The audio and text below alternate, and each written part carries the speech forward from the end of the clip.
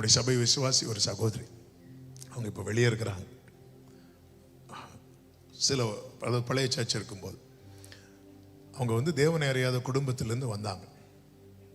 இதனால அவங்க சொந்தக்காரங்க மத்தியில் நிறைய டார்ச்சர் பிரச்சனை.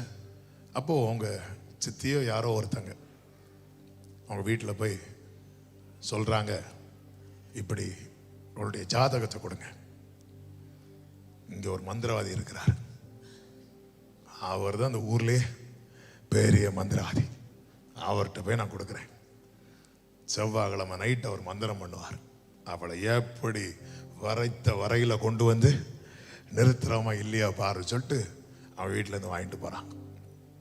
நேராக போயாச்சு.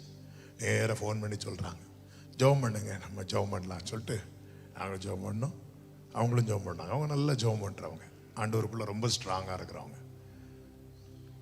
அன்னைக்கு நைட்டு பயங்கரமாக நடந்திருக்கு போல.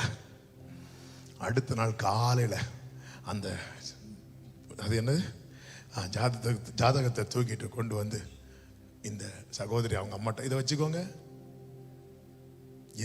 என்னாச்சு, வரைச்ச வரையில நிறுத்தலையா, அவர் லைனை போட்டு அவர் ஓடிட்டார்.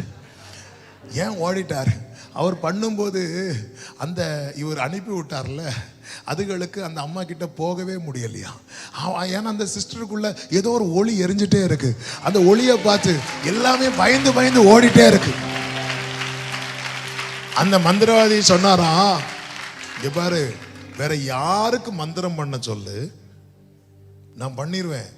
ஆனா அந்த சகோதரி ஒரு ஆளை நோக்கி கூப்பிடுதில்ல, அதுதான் பெரிய சக்தி. அதை ஜெயிக்கிற சக்தி வந்து கிடையாது.